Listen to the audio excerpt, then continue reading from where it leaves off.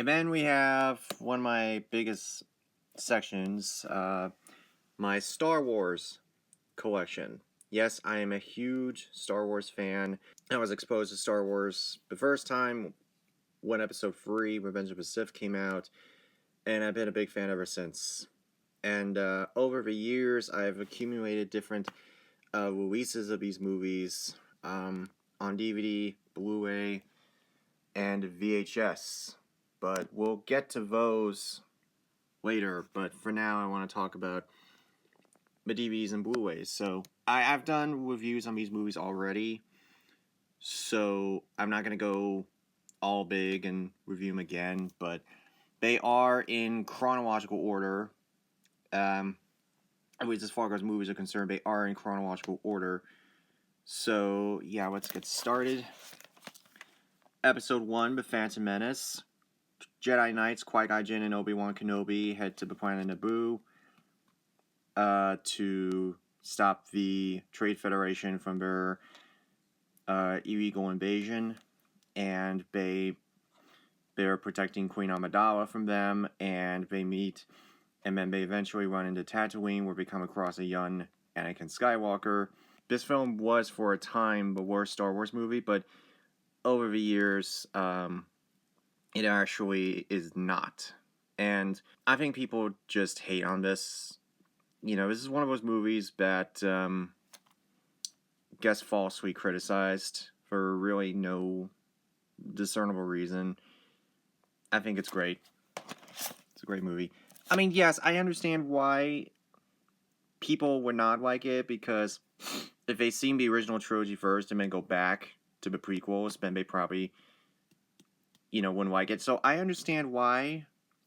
But if you watch movies in chronological order, like I do, then they are better. They're better movies. They're better if you watch it chronological.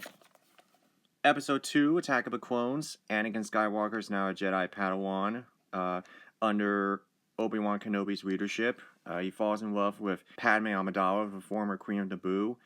And we see how the Separatists, led by Count Dooku, a former Jedi turned Sith Lord, are against the Jedi Republic, and this is the start of the Clone Wars.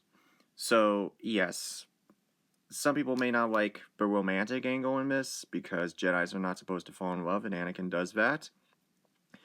But, to be totally honest, it is a good movie. Because the prequel, everything that happens in the prequels, we actually see, we see how the Clone Wars gets started, and this leads into the Clone Wars TV show, and we see, and we see step by step exactly how Anakin became, the eventual Darth Vader.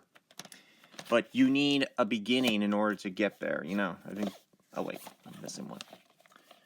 This is the Clone Wars movie. This was the theatrical pilot to the TV show. And even though I haven't really seen the TV show, this movie has a lot of problems. Mostly because of the fact that it doesn't really introduce a lot, or it doesn't do anything new. The animation is great, the action scenes are great, but I think there's very little plot in this one. Of course, this was saved for the TV show, but at the time, we didn't know there would be a TV show companion. We didn't know. So yeah, if you only know Clone Wars because of this movie, yeah, I understand why you would want to turn yourself away from it. But I don't have the show, but I really do want to see the show.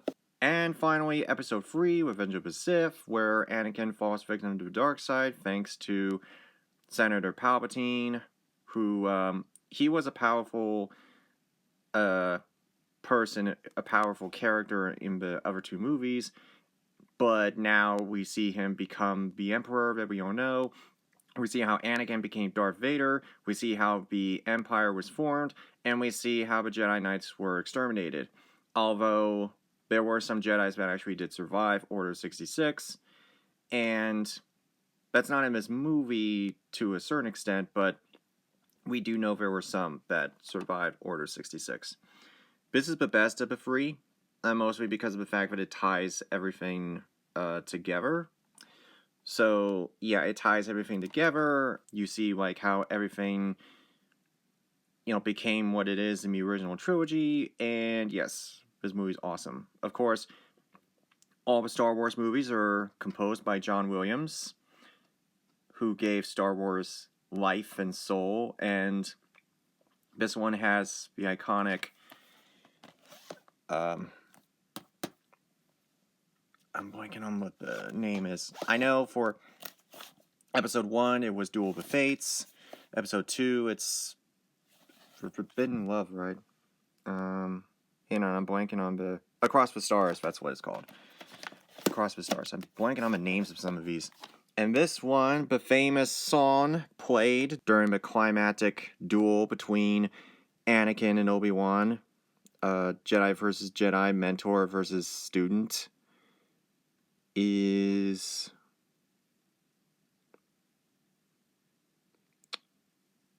I think it's called A Hero Falls. I think that's what it's called. Yes, I am keeping my DVDs because, as you can see, the bonus features, if this thing will focus, all the bonus features on these free DVDs did not migrate over to the complete Saga Blu-ray set, which I got this back in 2018. It was actually released in 2011, but I got it 7 years later. Anyway, why these bonus features were not migrated over, I don't know. But whatever. Next, Solo. The film about the origins of Han Solo, how he came to be, and we see how he became the smuggler we all know, how he met Chewbacca, how he met Lando Calrissian, and how he would eventually pirate the Millennium Falcon. Honestly, it's been a while since I've seen this movie, so yeah, I don't... This is when I started to notice that Star Wars was going in a direction that I simply couldn't follow, which was unfortunate because of, the downfall of Star Wars. To me, it started with this movie. I mean, it was fun. It was fine. It was good in parts, but I don't know. I just noticed issues with it. And actually, my copy was signed... Focus, please. Thank you. By Junior Suetamo, who, if you don't know him, he replaced Peter Mayhew as Chewbacca after Episode 7 of Force Awakens. I met him at Fan Expo recently. I met him at the same day I met Luke Skywalker and Mark Hamill. And he and I had a really great conversation, and I felt sorry for him because there wasn't really anybody at his table, which was a shame because... I mean, why not meet Chewbacca, He was very nice, and when I talked to him, I said, Chewbacca must be very happy because it's... What did I say? I said, something along the lines of, it's great to know that Chewbacca is being taken care of. You had some tough shoes to fill, and Chewbacca's happy knowing that he's being taken care of. Something like that. And he was very touched by that. So, yeah, really nice meeting him. He's actually given more credit in this one than the sequels. So that's why I had him sign that. And yes, he was Chewbacca in Star Wars Galaxy's Edge. I asked him about it, and he said yes, that was me. Next up, you have Rogue One, which is the story of how the Death Star plans were obtained at the hands of these unsung heroes who were able to get the Death Star plans thanks to the main character's father. Her name is Jyn Erso. Jyn Erso's father was the guy who developed the Death Star, but he also was the one who was able to put a weakness in it. If you know, you know. And so this is the film of how the Death Star plans were obtained. This is the best Star Wars film to have come out of the Disney era. It actually filled in a missing piece of the story of how Princess Leia even got a hold of the Death Star plans in the first place. So this movie does have a important significance to it. This is a really nice Target exclusive that I have here. It comes with these character cards, a bonus disc, a 3D disc, and a booklet inside. So, love that. Really like that movie. Alright, next we have some of my favorite films of all time, which is the original trilogy. Star Wars from 1977. Luke Skywalker is a foreign boy from Tatooine who learns about the Force thanks to Jedi Knight Obi-Wan Kenobi. The Empire is creating the Death Star, a planet-destroying superstation that is designed to destroy the Rebel Alliance. And Princess Leia is captured by Darth Vader, and Luke and Han Solo with Chewbacca and the droids C-3PO and R2-D2.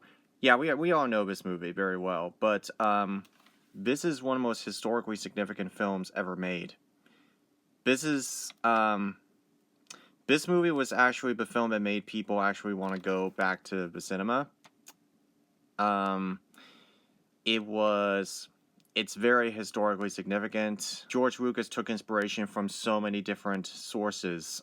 History, literature, spirituality, film serials like Flash Gordon and Buck Rogers. It's so many different elements were put into this movie. So this movie's like every single story that has ever been told rolled into one. And it's very historic. And not to mention, you have mostly unknowns. Mark Hamill, Carrie Fisher, Harrison Ford, Anthony Daniels as C-3PO, Kenny Baker as piloting R2-D2. But you also have two legends, Alec Guinness as Obi-Wan Kenobi and Peter Cushing as Grand Moff Tarkin. And yes, I have met Luke Skywalker. Yes, I met him at Fan Expo last year. And yes, this is one of the all-time best sci-fi films ever made. And it's just very inspirational film. Same with the other two movies, but I just thought I'd give my respect to these movies because I think I did, 3 times now? The original Star Wars is awesome. And yes, I know it's later called Episode 4, A New Hope, but I never call it A New Hope or Episode 4, I just call it Star Wars. Episode 5, The Empire Strikes Back, where the Empire is breathing down the Rebel Alliance's neck by trying to push forward, trying to wipe him out. Luke learns more about the Force from Yoda on Dagobah, and of course we all know the twist in this one, so I think it's no surprise that we all know it. And we learn more about the relationship between Han Solo and Princess Leia. And this is just one of the best sequels ever made. This is a film that actually expands on the Force and what it is. Not to mention, it's also the most dramatic of the 3 films in the trilogy. So, of course, it's the most dramatic of them. And plus, on top of that, you have the additions of Jedi Master Yoda and Lando Calrissian. The Imperial March is one of the best and iconic themes in film history.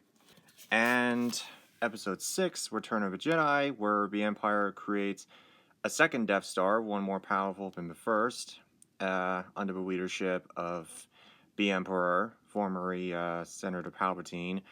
Luke confronts Darth Vader, if you know, you know, and we see the Ewoks on the planet Endor. This is what you call a great final chapter to... This is one of the best... Focus. This is one of the best frees ever made. Like, one of the best, frees in film history. It's here where family dynamics are revealed. It's here where we get more emotional weight, once again. The character development is, extended.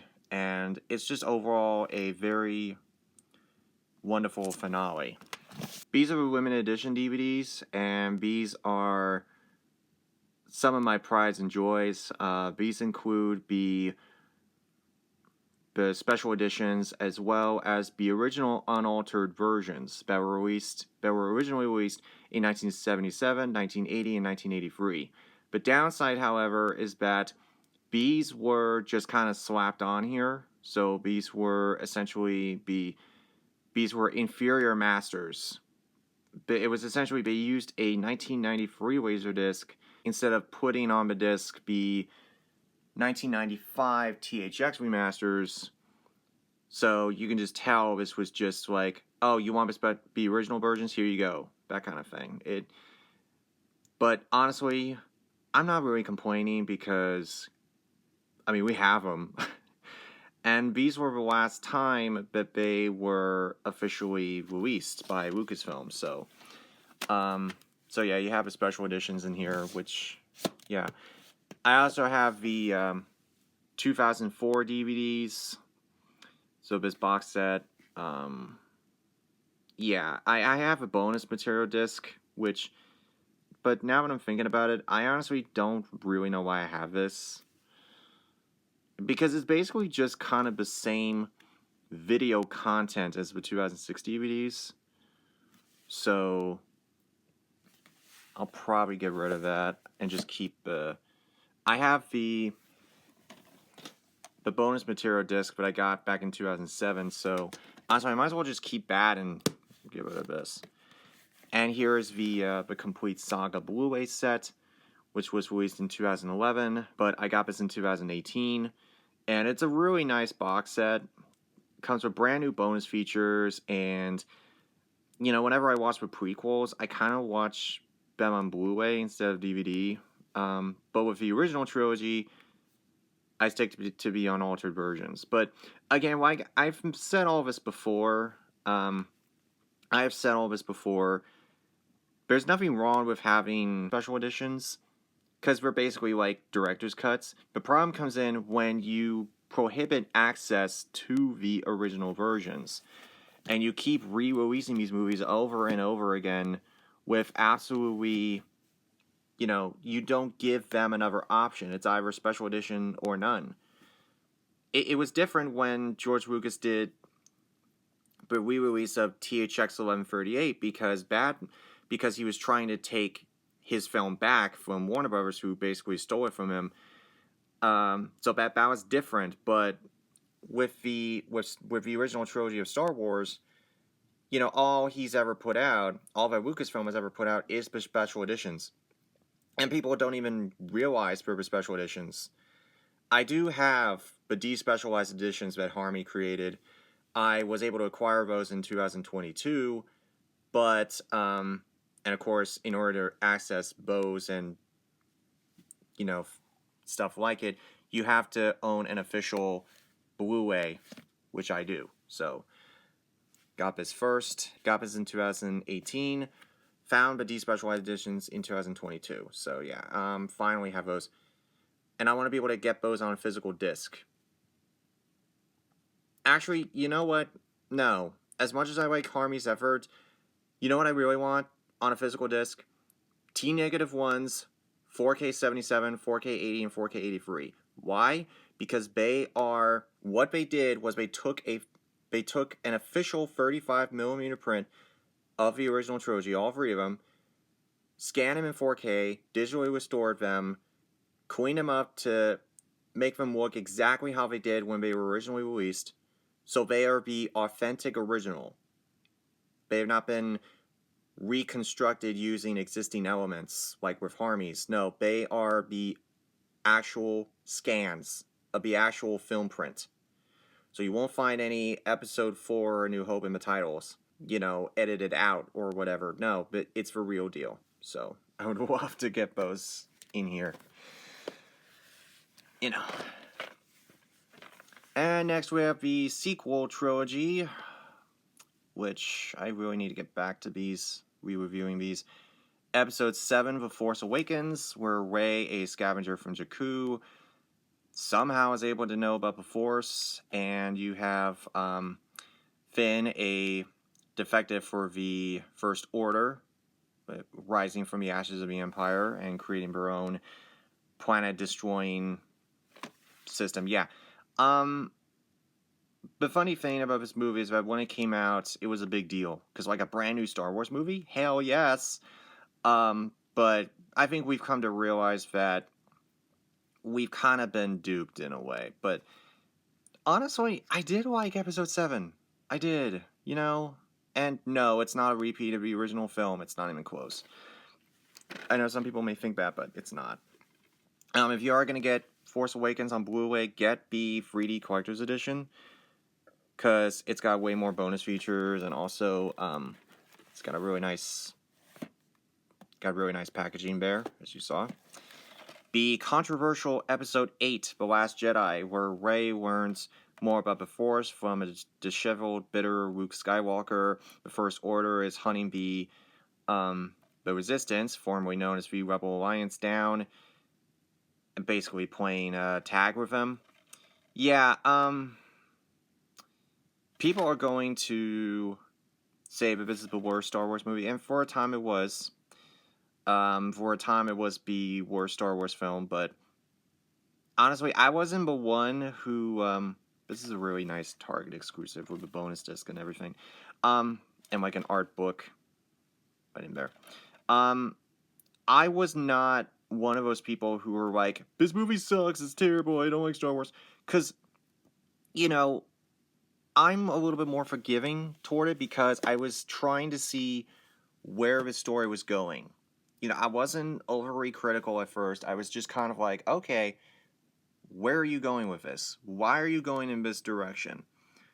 But then all my hopes were dashed with the release of Episode 9, The Rise of Skywalker. I didn't even bother getting like a deluxe edition of this because honestly, they just didn't look visually appealing, but this is a terrible movie. Oh my god. This is the worst Star Wars film ever. Where do I even begin? The plot is completely stupid. The plot is completely dumb. The pacing of the film is just way... Where do I even begin? Okay. I'm trying to gather my thoughts here. Alright, the story is a disaster. You could literally make like an hour-long video just dissecting the story and finding all the plot holes and issues and, you know, everything that's wrong with it. The character arc of Rey is just like a slap in the face. Oh yeah, you added Lando Calrissian in here. Whoop-de-doo. That doesn't change anything. Bringing back Palpatine was bringing back the Emperor Palpatine was a dumb idea. Because you basically wasted Snoke in the last one, so sure, why not? Let's just bring him back, and there was absolutely no fundamental reason for it whatsoever. There's so many plot errors with this one, it's not even funny, and I mean, my god. And the ending. This was supposed to be the ending to the entire Skywalker saga, and it ended on a whimper. You know, it ended on probably the worst way you could have ended it. You know, it ended the worst possible way, and it was just a disaster. I can't stand that movie. I don't know why it was written this way. I've seen it twice, and I still don't understand it. And I just realized I haven't even finished my review of it. Yeah, it's been basically sitting in my vault just abandoned. I'm sorry about that. But, I'm sorry going on about this, but it is the worst... one of the worst sequels I've ever seen in my life, period. But I have it because I own all the other ones. And the worst part about it is that even they knew that this was a mess. Even they knew that, you know, there's an official art book where they actually openly admit, where the writers openly admit that they didn't have any time to flesh this all out. They flat out admitted they had no time to flesh any of this out. And that's a huge, huge problem for me. Because when there's a lot of production issues, the results will always show. And that's especially the case with this one. It is just, it disappointed so many fans. It made me just really, oh, God. I can't stand that movie.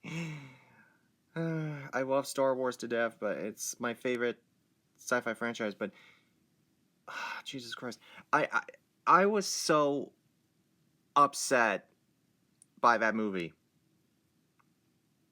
And when they openly admitted that, like, wow, they didn't really have any time to flesh it out, so they actively said, hey, this doesn't make any sense. That to me is validation that the sequel trilogy was problematic from the start. And we didn't know. We didn't know at the time. So, yeah. I'm done talking about this. Anyway. Stranger Than Fiction. So, if you ever wanted to see, like, a dramedy with Will Ferrell, this will do it for you. Also with Maggie Gyllenhaal, Emma Thompson. Yeah, I grew up on this. I remember watching this. I haven't seen it since, though. I haven't seen it since I was a kid. Steel Magnolias. Oh my god, this is depressing. This was a downer, folks. You know, it's funny. I don't know. I don't like these kind of movies. I don't like these, like, downer ending type movies. I mean, in this case, I don't. You know, I understand why some movies have downer endings, but this one, I felt like it didn't deserve it. Great cast, though. Sally Field, Dolly Parton, Sharon McQueen, Daryl Hannah, Olympia Dacascos, Julia Roberts, Tom Skerritt. Yeah, I love the cast, but I haven't seen this in quite some time. Steamboat Bill Jr. with Buster Keaton. I swear to God, I really need to get more, like, Buster Keaton and Charlie Chaplin and Harold Lloyd, because they're like they're vitally important to film history. They are the great silent comics of all time. Even Warren Hardy, they did silent comedies, so they're one of the greats too. And this is actually one of his most well-known films. This is the one where the climax is the storm, and of course there's the iconic shot of Keaton standing still while his house collapses, while this part of a house, like, collapses on him. It's been imitated many times, but never, it never quite had the same punch that, as Buster Keaton original. So, yeah. This also has Convict for Teen and Daydreams. I need to get more of those. Next, we have a Burt Reynolds triple feature, and all of them are action movies. So, they're easy to file by genre because they're all actioners. Stroker Ace, in which he's a hot-headed race car driver. Hooper, about a stuntman who is really reckless. And Sharky's Machine, where he's a cop investigating a murder, I think. Or something like that. It's been a while since I've seen it. But yeah, I like all three of these. None of these have Blu-rays, but that's okay because he's one of my favorite actors. So, Strangers on a Train. Oh yes, Hitchcock. This is one of his best ones. Two random guys meet on a train and they decide to kill each other's wives because the police wouldn't suspect if either or did the deed, you know. This is great. One of the greatest thrillers of all time. And the way that it ends is not how you'd expect. It doesn't end the way you'd expect, and it's just great. Great stuff. So, I'm having a hard time deciding if I like this one or North by Northwest more. I should really, like, rewatch some of these and, like, make a fair assessment because, you know, right now my favorite Hitchcock film is The Birds. Right now, that is my favorite Hitchcock film. The Strangers. I was watching the film Us, the Jordan Peele movie, and I instantly thought, wow, this is exactly like The Strangers. Doppelgangers who go invading people's homes and kidnapping them and stuff. Yeah, it's, I remember this. Totally. The first Strangers was actually kind of decent. It was actually kind of a decent movie, which is why it bothered me when they made the sequel, Pray at Night, and they basically just went stupid. That is basically what that is what they did. They went stupid. on it, and like I just didn't care about it at all. I did not see Strangers Chapter 1, but from what I understand, it was really bad. But Sting, one of the great caper movies of all time. This 7 Oscar winner, including Best Picture in 1973 with Robert Redford and Paul Newman. Yeah, this is very notable for its score. You know, the you know, I actually have a soundtrack on vinyl. I do have a soundtrack. Although, unfortunately, my copy, I need to get a new copy because my copy is like full screen and it doesn't work very well. It's not a good transfer, so yeah, I need to fix that. But anyway, yeah, Sting is a classic. It is a classic film with an interesting ending, for sure. Sunrise, A Song of Two Humans. This marks the only time that the Oscars awarded a movie for Best Unique and Artistic Production. And it was the first year of the Oscars, 1927. Well, actually, some people would say like 1929, but like, yeah. Yeah, George O'Brien and Janet Gaynor, they play a married couple who, George leaves her, and he meets this woman, played by, I'm blanking on her name right now, Margaret Levinson, yeah. And she tells him to kill his wife so that they can be together, but he realized that he can't actually do it because he loves Janet Gaynor too much. This is a really great F.W. Murnau film. Very sweet, very touching. It's really good. Sunset Boulevard, an excellent, excellent drama from Billy Wilder, showing the darker side of Hollywood, you know, with William Holden, Gloria Swanson, who, by the way, on a side note, this movie is about a silent film actress played by Gloria Swanson who is trying to get a comeback. And the funny thing about that is that Gloria Swanson actually was a silent film actress who, at the time that this movie was being made, very few people actually knew who she was. And this was her big dramatic comeback. So this is an instance where life imitated art, or rather the other way around. And as a result, she got an Oscar-nominated performance. Or did she win?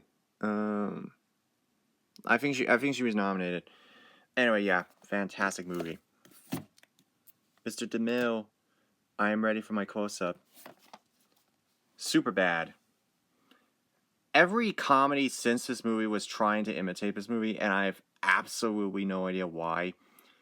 First off, Superbad is a good teen comedy. Don't get me wrong, but the problem is that it's not like, you know, this is one of the few Judd Apatow movies that's actually really good. It was raunchy. It was funny. It was all kinds of different things that most of these other movies are not, which is smart. It was smart, and it worked. Superhero movie. Speaking of comedy, yeah, I remember when I saw this in the theater, I was 15, and I laughed so hard at this movie, I was almost escorted out of the theater. It was that funny. And my mom, when she took me to see this movie, she was like sitting there in stone-faced, just silent the entire time because she couldn't understand how this movie was funny. And we watched this, I don't know, maybe like 10 years ago, and it's still very funny. It's basically a parody of Spider-Man, X-Men, and Fantastic Four. That's basically what this movie is. It's like a parody of all three of those films. But by comparison, this movie is better done than some of the Jason Freeberg and Alan Seltzer movies. You know? Alright, next we have the Superman films. The first Superman the movie. Released in 1978. The Christopher Reeve Superman films. I haven't seen these in quite some time. So yeah, my memory of these movies are a little vague, but the first film is the one that's the most iconic, mostly because a lot of people know it. Yeah, Christopher Reeve as the Man of Steel. You have Margot Kidder as Lois Lane. You have Marlon Brando as his father Jor-El. You have Gene Hackman as Lex Luthor. You have just a good cast all around, and yeah, very groundbreaking film, that one. Of course, it's got the iconic John Williams score, so yeah. Of course, we all know it. Dun, dun, dun, dun, dun, dun, dun, dun. We all know it. This is the sequel, but you may notice something else. The Richard Donner cut. Okay, see, here's the thing. Richard Donner. Here's the story, abbreviated. Richard Donner directed the first Superman, and immediately after he got done with that, he started to work on the sequel. He was about 90% complete when he was fired, replaced with a different director. Half the film was reshot, and his original vision wasn't seen until 2005, which is this film here. I've actually seen this first. I did not see the theatrical cut of Superman 2. So I'll have to check that out at some point. I do want to get that box set that has like the two different cuts of the first film and the two different cuts of the second. I did not see Superman 3, and I did not see the atrocious Superman 4 of A Quest for Peace. I know all about it though. But I do have Superman Returns, and yes, this is a Circuit City exclusive that has a bonus disc in here. The Science of Superman, which was presented by National Geographic. Okay, what do I think of Superman Returns? Well, I believe the documentary's in the Superman box set, but anyway, what do I think of Superman Returns? I mean, where do I even begin? Firstly, the idea of Lois Lane writing an article of whether the world needs Superman or not, it's kind of an interesting idea, but it's not fully fleshed out. Kevin Spacey as Lex Luthor was okay, I guess. I mean, he wasn't terrible. I mean, it's too long, it's slow, it's just not all that great, It just isn't. And last but not least, we have Super Size Me. Yes, I grew up on this movie. Like, I was obsessed with McDonald's as a kid, and this movie was like, it's basically just Morgan Spurlock using himself as a human guinea pig, eating nothing but McDonald's for 30 days, and essentially addressing the obesity epidemic. I mean, it's gotten better over years, but we still have that issue. Anyway, but yeah, I grew up on this very much, and I have no complaints with it. I didn't see the sequel, Holy Chicken, which I believe Morgan Spurlock is talking about the restaurant business as a whole, but I have not seen it. Okay, so that is it. We're finally done with shelf number 6.